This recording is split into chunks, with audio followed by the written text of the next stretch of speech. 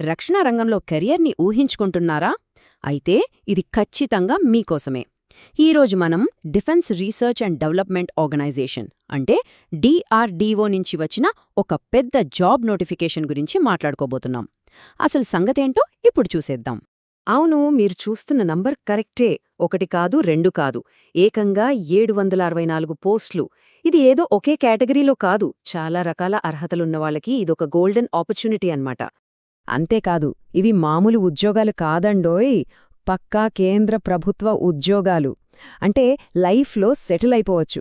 Job సెక్యూరిటీతో పాటు మన దేశానికి సేవ చేసే గొప్ప అవకాశం కూడా దొరుకుతుంది. మన దేశ రక్షణలో చాలా కీలకమైన సంస్థ DRDO. అలాంటి చోట జాబ్ అంటే అది చాలామందికి ఒక డ్రీమ్ కదా. ఇప్పుడు ఆ కల నిజం చేసుకునే ఛాన్స్ మన ముందుకొచ్చింది. సరే, ఈ రిక్రూట్మెంట్ అంతా ఎవరు చూసుకుంటున్నారు? DRDOలోనే సెప్టామ్ అనే ఒక విభాగముంది. అంటే centre for personal talent management. వాళ్ల పనేంటంటే దేశంలో ఉన్న బెస్ట్ టాలెంట్ను వెతికి పట్టుకొని మన రక్షణ రంగానికి అందించడం. సో సెలక్షన్ ప్రాసెస్ చాలా పక్కాగా, ట్రాన్స్పరెంట్గా ఉంటుందని మనం నమ్మచ్చు. ఓకే, ఇంత మంచి అవకాశం మన ముందుంది.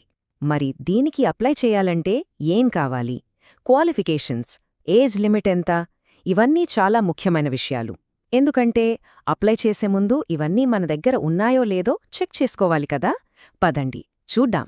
ఈ నోటిఫికేషన్లో ఉన్న బెస్ట్ పార్ట్ ఏంటో తెలుసా?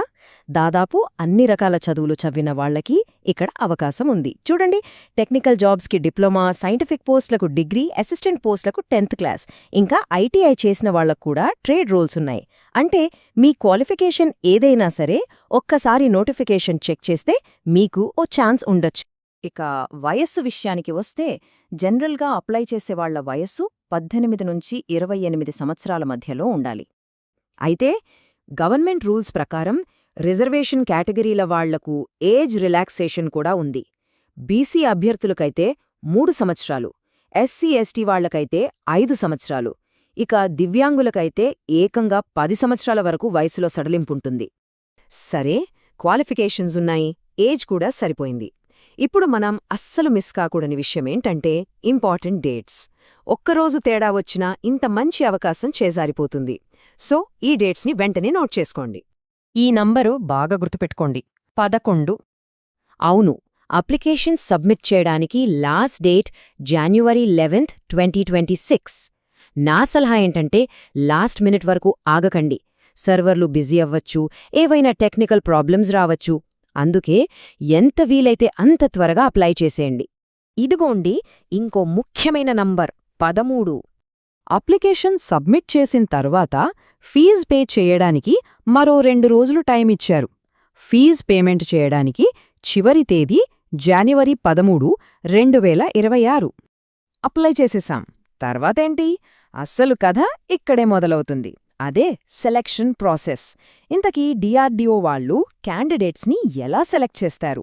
ఆ ప్రాసెస్ ఏంటో స్టెప్ బై స్టెప్ ఇప్పుడు తెలుసుకుందాం. సెలక్షన్ ప్రాసెస్ చాలా సింపుల్ అండ్ క్లియర్గా 2 స్టేజుల్లో ఉంటుంది. ఫస్ట్ ఒక రిటన్ ఎగ్జామ్ ఉంటుంది. అందులో క్వాలిఫై అయిన వాళ్లని నెక్స్ట్ స్టేజ్కి అంటే ట్రేడ్ టెస్ట్కి పిలుస్తారు. ఈ 2 స్టేజుల్లో ఎవరు బాగా పర్ఫామ్ చేస్తారో వాళ్లకే జాబ్ వస్తుంది. ఓకే, ఇప్పుడు మనకు దాదాపు అన్ని వివరాలు తెలిసాయి. మరిప్పుడు మనం ఏం చేయాలి?